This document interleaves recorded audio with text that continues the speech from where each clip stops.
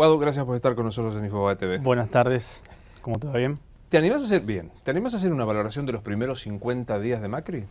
Sí, la verdad que uno cuando escuchaba la campaña, ¿no?, tenía la impresión de que cierta parte del discurso que tenía que ver con ejes de campaña podían llegar a ser ciertos, ¿no? Una valoración de las instituciones supuestamente diferentes, una cosa de unir a los argentinos que parecía que venía en serio, y creo que por lo menos mi valoración personal tiene que ver con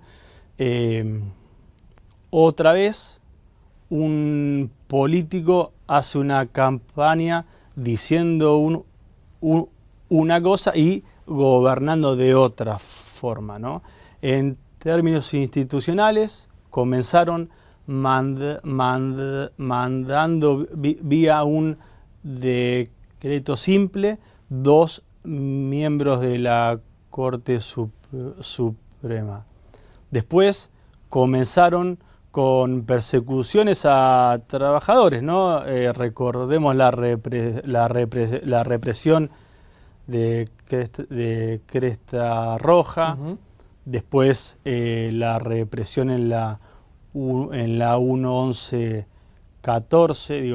Mauricio Macri hizo campaña con su hija Antonia, ¿no?, vinculándose con una generación de niños, ¿no?, mostrando cierta ternura, y terminó baleando a una murga de chicos. Hizo campaña en contra de la inflación y comenzamos con una devaluación de un 40% que terminó con una inflación en el mes de diciembre muy alta. Veo también que se liberó a determinados sectores empresarios para que puedan aumentar. Hoy tenemos una inflación, hoy tenemos un poder adquisitivo del salario mucho menor. Tenemos el poder adquisitivo de la jubilación mucho menor al 10 de diciembre. Eso hace que cuando la gente tiene menos poder adquisitivo, compra menos, consume menos, el industrial, el comerciante venden menos. Eso, si le sumás la apertura de las importaciones, estamos ante una posible recesión. Estamos ante, por lo que fui charlando, ¿no?, con distintos empresarios, tienen miedo de no poder seguir produciendo al nivel que venían produciendo. Eso significa que corren riesgo muchos puestos de trabajo. Eso significa que, sumado, como dije recién, el nivel de importación de productos hace también que muchos empresarios cierren sus fábricas. Entonces hago un balance, como dije antes, ¿no? Digo, hay una contradicción con el discurso, hay una falta de ética, porque uno cuando hace campaña es medio un acuerdo, ¿no?, entre el votante que deposita su confianza en tu partido político, en tus candidatos, y creo que se está gobernando para un sector reducido, para un sector que venía presionando mucho por la devaluación, por la apertura de las importaciones. Nosotros, cuando entendíamos que el mundo venía desde el 2008, ¿no? Venía en una situación conflictiva por el sistema financiero internacional, te acordás, ¿no?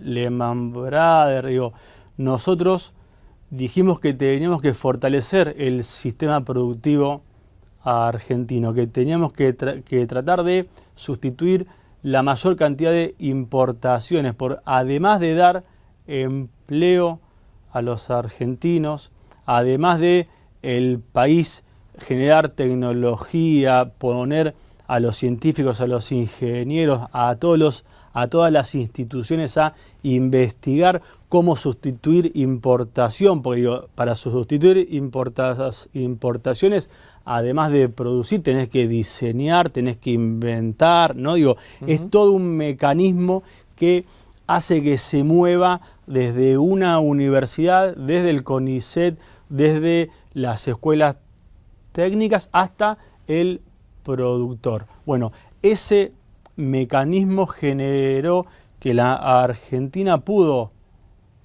resistir esa crisis internacional y Cristina terminó su gobierno con una desocupación de 5,4. Ahora, separo algunas cosas que vas diciendo que me parece muy interesante. Y esto es opinión, la nominación de 2 jueces en comisión me pareció un atropello absolutamente. Debo decir, integraste un gobierno que defendió 2 veces a Norberto Yarvide, nombró a través de subrogancias a jueces amigos sin ningún tipo de antecedentes judiciales. Digo, los atropellos son siempre atropellos, sí, pero no es cuanto menos raro que el kirchnerismo se asombre del atropello institucional cuando cometió atropellos institucionales. Mirá, nosotros lo que se instaló como atropellos para nosotros era cumplir la ley. Nosotros en el Congreso de la Nación votamos una ley de subrogancia, se votó, se discutió. Esa ley es la que se implementó. Se discutió la reglamentación en el Consejo de la Magistratura, se reglamentó y se aprobó por mayoría de jueces, académicos y políticos. Todo el Consejo de la Magistratura aprobó la reglamentación de esa ley. Entonces, cuando en el discurso suena raro que se ponga un abogado a subrogar como juez, la realidad es que se estaba cumpliendo con la Constitución, con la ley y con la reglamentación del Consejo. Lo que sí no hicimos nunca es robarle un consejero a la oposición con una maniobra extraña. Hoy... Lo Tonelli estás hablando, sí, ¿no? Eso, Luis, es algo que no se vio nunca. Nunca. Yo te digo, para mí es más grave que el intento de designar 2 jueces por un DNU simple. ¿Por qué? Porque el Consejo, según la Constitución Nacional, el artículo 114, tiene representaciones de diputados y de senadores. La ley 24.937, los artículos 2, 3, establece el mecanismo mediante el cual el Congreso de la Nación designa los representantes en el Consejo, ¿no? ¿Qué dice? Cada bloque mediante la representación parlamentaria, cada bloque parlamentario, el bloque mayoritario designa 2, el bloque de la minoría 1. Mi designación del Consejo, mi designación en el Consejo de la Magistratura del año 2014, 17 de octubre del 2014, cuando yo asumo en el Consejo de la Magistratura, esa designación pertenece a un mandato de un congreso anterior a este, ¿no? Es el mandato 2014-2018. Como yo renuncio para ir al Poder Ejecutivo, ¿no? Me voy a la Secretaría General. Cuando vuelvo, me doy cuenta de que cuando el bloque del Frente para la Victoria designa un reemplazante para completar el mandato que le corresponde al Frente para la Victoria, el presidente de la Cámara de Diputados, Monzó, que yo calculo que desconoce esta ley, cuando veo que Monzó no mandaba a la Corte para la Jura el nombramiento del Frente para la Victoria, pensé que tenía que ver con burocracia, que tenía que ver con su nuevo puesto. Y cuando el 23 de diciembre veo que juntó una mayoría para reemplazar un diputado del Frente para la Victoria por un diputado del PRO, te digo, nos encontramos ante la aberración más grande que hay, porque no es una discusión formal.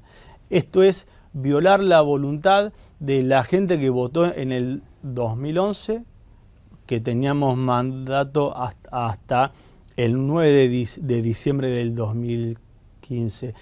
En el Senado de la Nación, Pinedo y Michetti sí mandaron el representante del senador Pablo González, que se fue como vicegobernador, renunció a su banca y por supuesto el bloque del Frente para la Victoria pudo poner el reemplazante para terminar el mandato que le corresponde al Frente para la Victoria.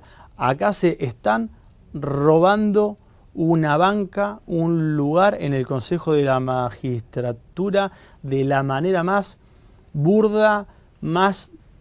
la verdad que yo lo conversaba con algunos jueces, ¿no? Digo, esto va a generar la ilegalidad de las decisiones que tome ese consejo. Guado, ¿Bosio es un traidor? Mira, yo tengo una visión, yo como muchos compañeros, ¿no? Digo, uno hace política porque siente que el bien común, ¿no? El bien común, el sistema de organización de los argentinos requiere que cuanto más gente participe, mayor discusión haya y mejor solución a los problemas de los argentinos vamos a tener, ¿no? Esa es nuestra concepción. Cuanto más gente participa, mejor. Otra concepción es Néstor Kirchner llegó a la política en el 2003 con el país destrozado, los políticos con un nivel de desprestigio muy alto y se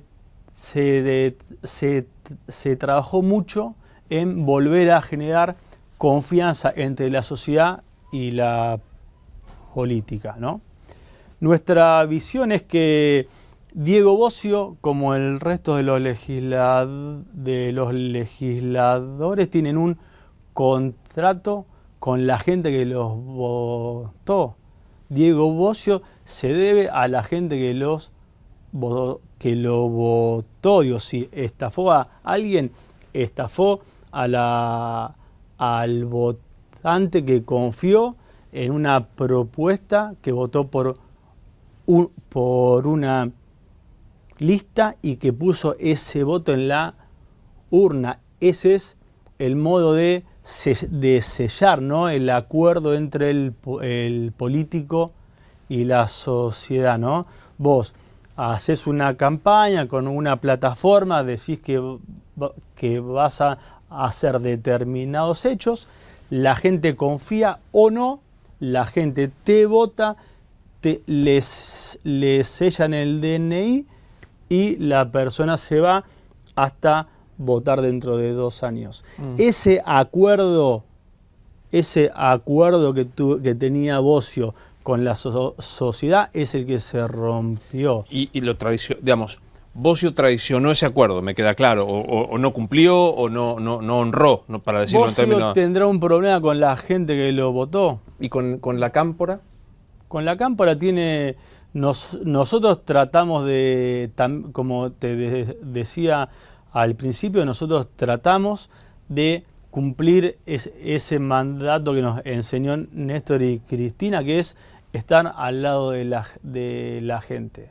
Y nosotros cuando tenemos una plataforma, se discute, nos presentamos a elecciones, vamos a respetar el contrato que tenemos con la gente, vamos a respetar lo que dijimos, vamos a respetar nuestra historia, digamos. Somos gente que en serio participa en la política no por el contrato, no somos ñoquis, no somos oportunistas, tenemos ganas de participar de las discusiones públicas porque cuando no participó la sociedad, y nosotros nos consideramos parte de la sociedad, cuando no participó la sociedad, la política se cierra en determinados guetos, se cierra en determinados partidos políticos débiles, y cuando los partidos políticos son débiles, las corporaciones, a las corporaciones se les hace mucho más fácil manipular lo que vendría a ser la voluntad popular, ¿no? ¿Hablaste de este tema con Cristina? No. ¿Hablas regularmente con ella?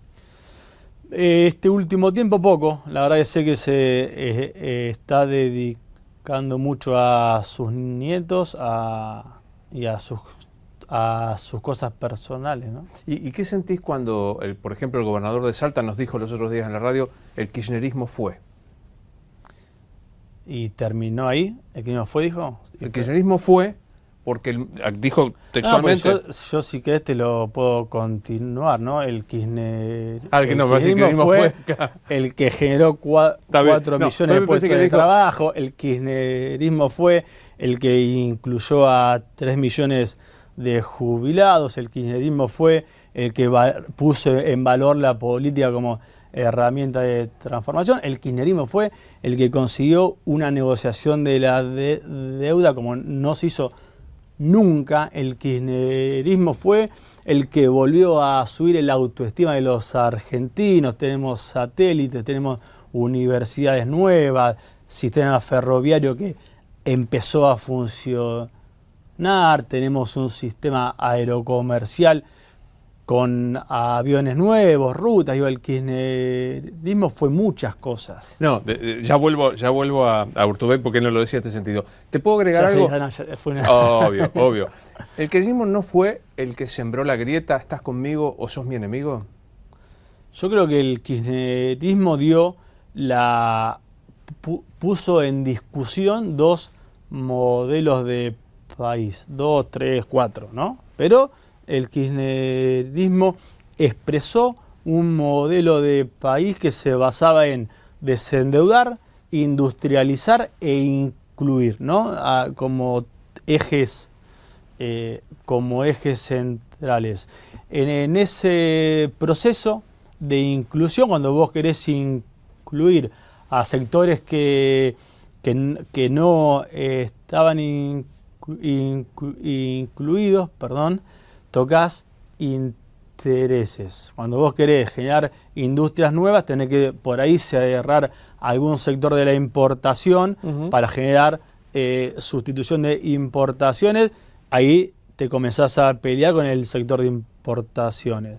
Cuando querés incluir con la asignación universal y tenés que conseguir recursos de algún lado y subís un poco las retenciones, tenés un conflicto con el sector exportador. Esa fue la discusión. Para mí es es una discusión sana.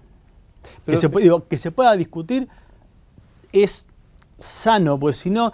¿Se puede discutir con el kirchnerismo? Digo, porque inmediatamente es la... Mira hoy Tito Cosa, para mí uno de los dramaturgos más increíbles que tenemos, ¿no? Sí.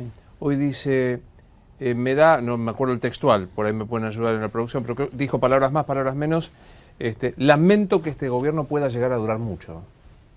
Y la clase media vota con el bolsillo y no entiende de lo que estamos hablando. O sea, el que no me entiende a mí, siento que el kirchnerismo dice, es o un vendepatria o un inescrupuloso solo preocupado por su bolsillo. Yo siento que la herencia cultural del kirchnerismo es la intolerancia. Pero yo creo que es parte de la discusión apasionada que hay en cualquier sistema. Me parece que hay una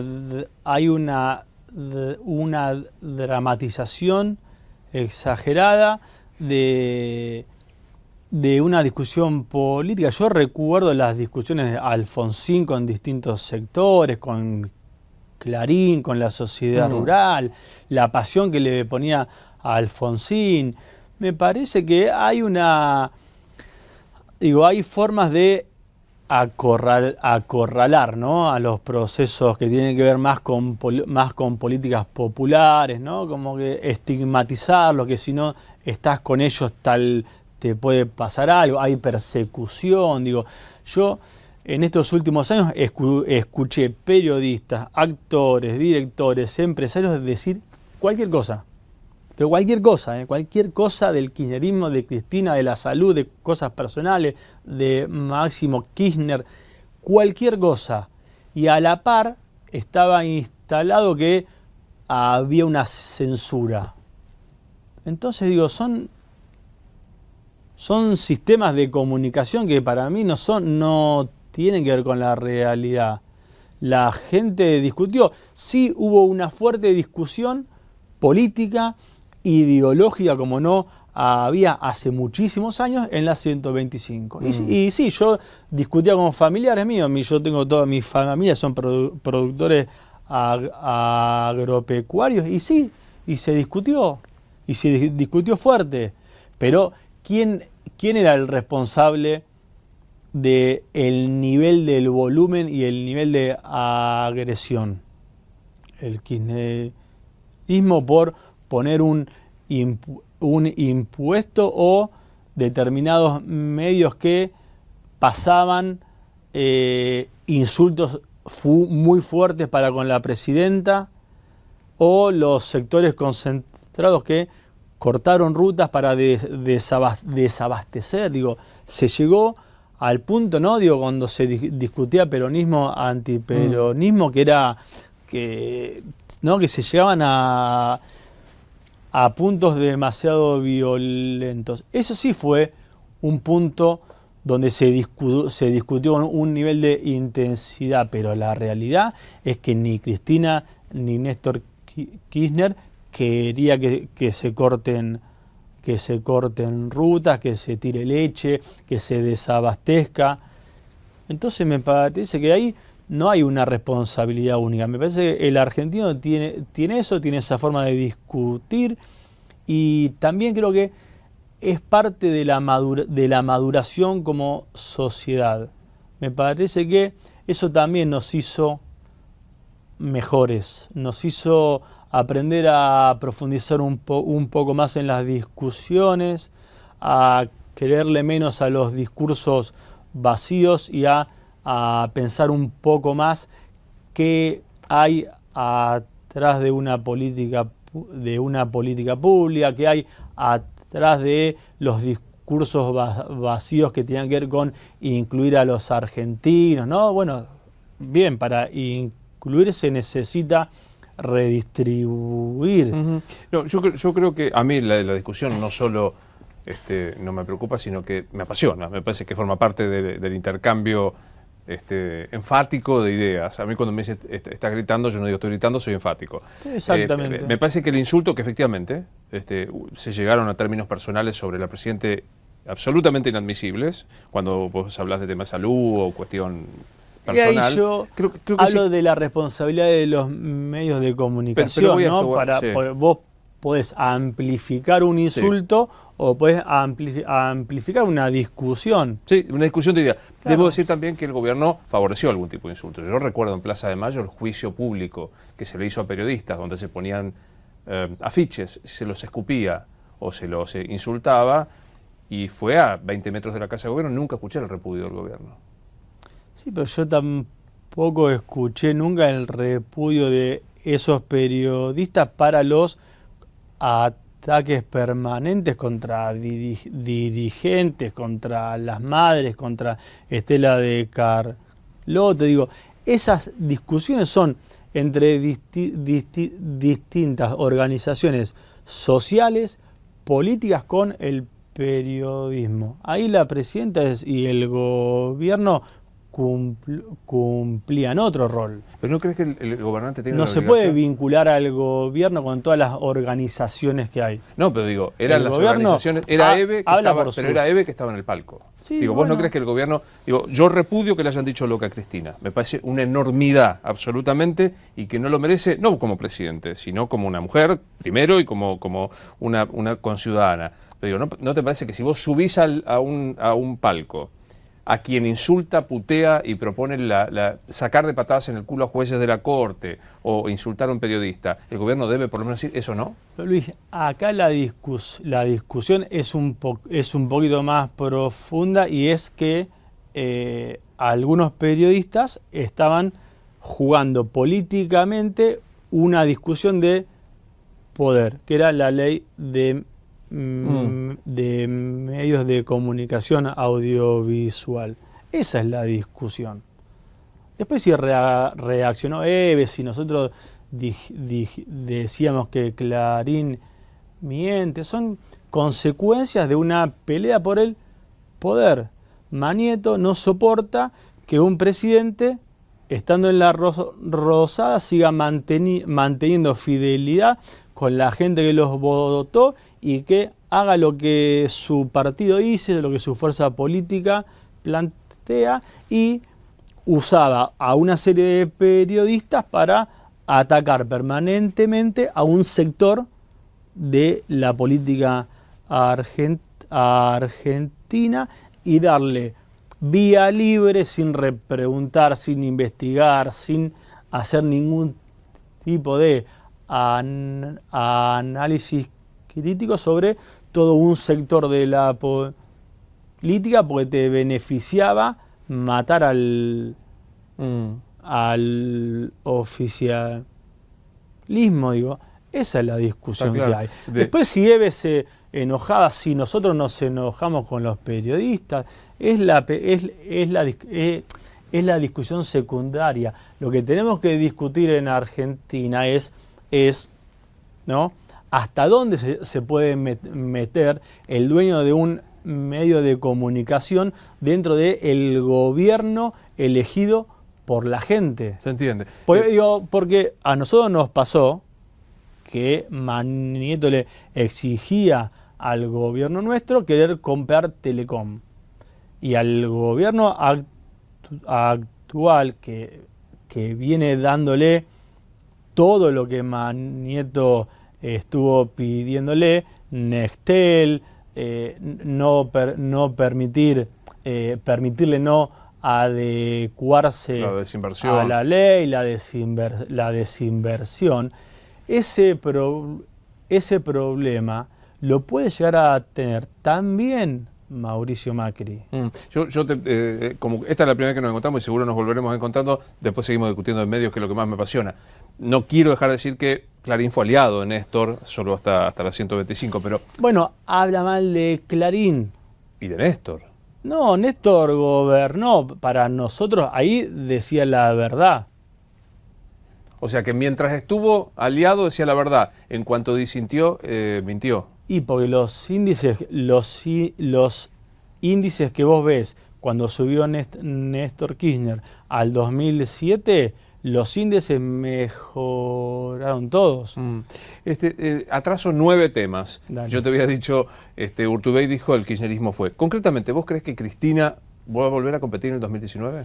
Habría que preguntárselo a ella, ¿no? Yo la verdad que veo mucha gente El otro día fui a la reunión del PJ, ¿no? Cuando salgo de la reunión, la gente que estaba afuera me preguntaba eso, ¿cuándo vuelve Cristina? Yo veo un vínculo de Cristina con un sector de la sociedad muy fuerte y me parece que tiene que ver con eso, ¿no? Con que gobernó para la gente. ¿Y por qué perdió la elección el kirchnerismo? Porque no fue Cristina. ¿Scioli no era buen candidato? Scioli era buen candidato, sí. Sacó el 49% de los votos. Si yo tomo lo que vos me decías, el kirchnerismo incluyó 3 millones de personas, la asignación universal por hijo, la ampliación de derechos, digamos, si eso hubiera sido así para la mayoría, ¿por qué no ganó la elección? Yo creo, si me preguntás, digo, si tenemos tiempo para analizarlo, yo creo que también hubo una campaña muy fuerte, lo que le llama Hernán Brienza, llama el voto cansancio, ¿no? A la gente la cansaron de determinados problemas que como que se tenían que solucionar muy rápido, que se tenían que solucionar ya, como la inflación, la seguridad, el narcotráfico, la cadena nacional.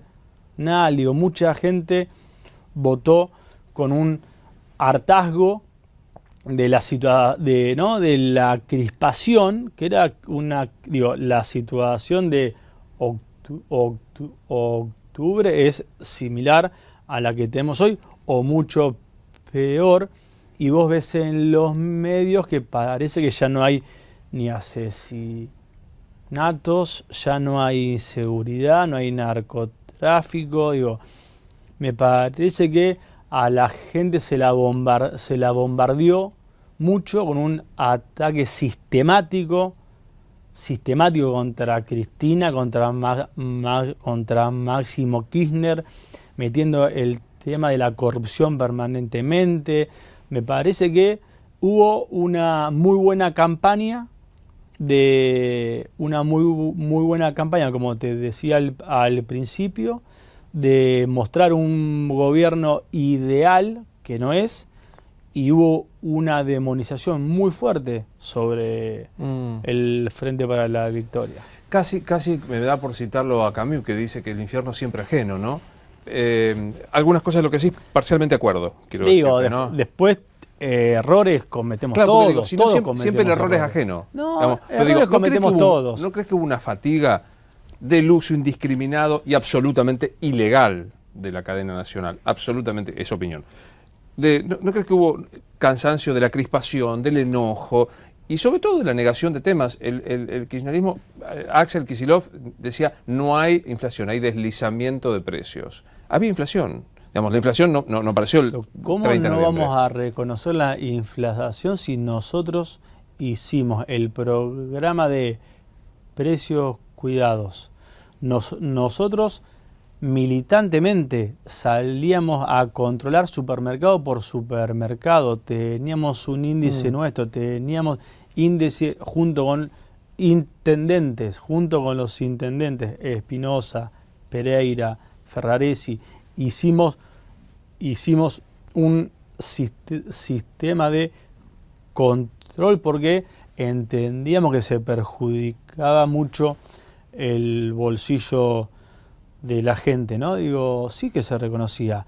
El tema que cuando vos reconocías eso, o lo decías de una forma distinta al modo que supuestamente hay que decirlo, era no reconoce la inflación, no reconoce la inseguridad. Se quedan con esa frase de Aníbal que leyó en La Nación, donde La Nación era que hablaba de la diferencia entre la sensación y la inseguridad, y te taladran con eso, y vos ibas a discutir a cualquier barrio y te decían, no, porque me dicen que el gobierno no reconoce la inseguridad, ¿viste?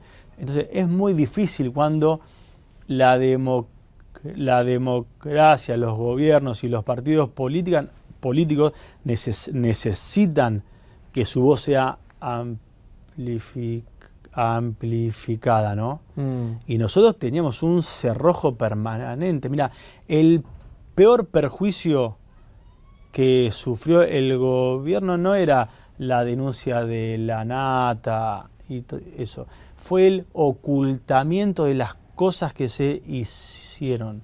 Hubo un ocultamiento permanente de obras, hospitales, industrias, de innovaciones tecnológicas, ahí surge la necesidad de hacer, como decís vos, la ilegal, innecesaria, abusiva cadena nacional. Pero era la única forma. Yo espero que Macri haga alguna cadena nacional contándonos algo bueno que haya hecho él, ¿no? Porque pero ahora... Sí. No menospreciás porque digo, a ver, voy a poner 3 ejemplos indiscutibles. La posibilidad de que la gente se jubilara porque no pudo aportar en los 90 es un hecho indiscutible. O sea, podemos discutir si el sistema, pero digo, fue una ampliación de derechos para gente que se quedó en los 90 afuera del planeta, gracias a los 90. En los 90 y antes. Y antes también. Empleados rurales que jamás se le aportó. Las empleadas domésticas que eran como subcategorías, como maltratadas en la ley de contrato de trabajo, sin la menor duda. Pongo en alguna cuestión social. Bueno, el impulso a los juicios por la verdad indiscutible, nadie puede dudarlo. Sí. El matrimonio igualitario es una ampliación de derechos como pocos países del mundo se atrevieron a hacerlo, sin la menor duda. Estos son hechos indiscutibles. ¿Vos crees que eso no lo apreció la gente y que en realidad a eso que agradeció y de la que se benefició, en realidad hubo otra cosa que fue esto que yo te decía antes, una convicción de estás conmigo, estás en mi contra, negar la situación? ¿No crees que el kirchnerismo se encerró en sí mismo y llegó al punto de decir o es conmigo en el 100% o es en mi contra y la gente decidió elegir por algo más razonable? Mira, no, porque mira, cuando uno va resolviendo, como decís vos, ¿no?, las reivindicaciones fuertes, que son un poco como la base de la inclusión, después tenés que seguir solucionando problemas que son de otra complejidad. Por ejemplo, la justicia. El sistema judicial argentino necesita una renovación, una modificación, una democratización, y no se pudo. Todos esos avances que faltaban, que tenían que ver con seguir modernizando el país, el resto de los poderes, generan discusiones fuertes, pues son corporaciones fuertes, y esas corporaciones fuertes, cuando vos querés modificar la ley de medios de comunicación, querés modernizar, democratizar el poder judicial, bueno, esa es una combinación que cuando se juntan tenés tensiones cuanto menos. O el principal opositor, ¿no? Una denuncia penal, se mediatiza algo, hay una denuncia penal, la justicia enojada o determinados jueces, para no perder sus privilegios, quieren perjudicar al gobierno que quiso democratizar. Mirá el ejemplo que te voy a dar, que no me gustó y como hay total libertad absoluta de expresión, el video de 2 empleados de la agencia Telam, ¿no? Sacando supuestas cosas, ¿no? Sacando supuestas cosas, ¿no? Uno ve el video en Infobae y como está hecha la nota, como Lombardi dice que lo van a denunciar penalmente, te genera un manto de sospecha. Cuando es la actividad natural de cualquier funcionario que tiene que dejar una oficina, se lleva sus libros, su computadora, sus revistas, sus fotos, sus piedras de la suerte, lo que tenga. Es lo más normal del mundo. Si vos te ponías a filmar la puerta de cualquier provincia, de cualquier gobernación, si te ponías a filmar las puertas de las oficinas del gobierno de la ciudad, cada funcionario que se mudó al gobierno nacional o al provincial se llevaba cajas, como es lógico. Y un funcionario como Hernán Lombardi, que cuando se fue del gobierno dejó a los argentinos culo para el norte, como dicen, dejó 31 muertos en la Plaza de Mayo, Lo Pérfido, Lombardi, Bullrich.